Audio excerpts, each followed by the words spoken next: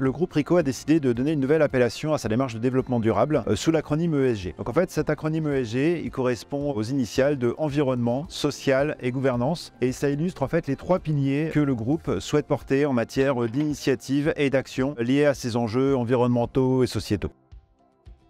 Le E de environnement correspond en fait à toutes les initiatives que le groupe Ricoh souhaite déployer en matière de prise en compte de sa responsabilité au niveau de l'environnement. Donc ça inclut notamment tout ce qui est opération de réduction de l'empreinte carbone du groupe, qui sont portées notamment par l'accroissement de l'utilisation d'énergies renouvelables, plus de 90% pour nos sites en France, et également par toute l'optimisation qui est faite en matière d'éco-conception des équipements, avec des nouvelles générations de matériel dont on a fortement réduit à la fois les consommations d'énergie, mais également dont on a sensiblement diminué l'empreinte carbone globale, notamment par l'utilisation de matériaux recyclés. Bien évidemment, le groupe travaille également sur tout ce qui est recyclage et économie circulaire, qui est extrêmement favorisé par l'utilisation d'emballages réutilisables et le fait d'avoir des consommables que l'on collecte énormément aujourd'hui et que l'on peut réutiliser et recycler dans nos chaînes de production et les sites notamment que l'on a en France avec un site industriel basé en Alsace.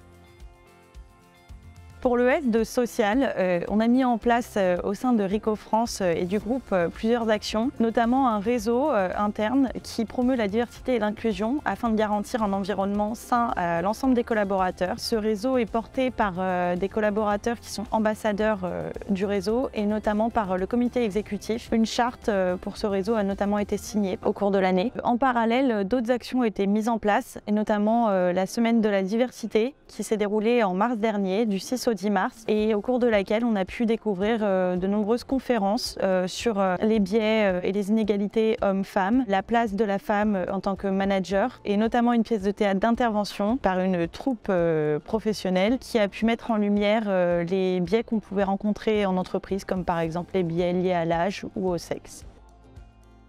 Le G de gouvernance correspond donc à la gouvernance de Ricoh France. Celle-ci est alignée sur la gouvernance du groupe et s'appuie sur 4 axes majeurs. Le premier est la Ricoh Way, c'est l'ensemble des valeurs du groupe Ricoh qu'on va retrouver auprès de chacun dans l'ensemble des actions quotidiennes. La deuxième initiative est le code de conduite interne. Celui-ci est revu tous les ans et soumis à l'adhésion de l'ensemble des collaborateurs. La troisième initiative est l'ensemble des certifications que nous passons et notamment ISO 9001, 27001, 14001, les certifications auprès de toute la partie sécurité avec ISMS, mais également le respect des règles de la protection des données, autrement appelé RGPD, et enfin l'ensemble de nos règles comptables, SOX et IFRS. Sur cette année, nous lançons une initiative très importante qui est l'adhésion de nos fournisseurs à l'ensemble de notre politique ESG. L'ensemble de ces mesures est ce qui va nous permettre de pouvoir mobiliser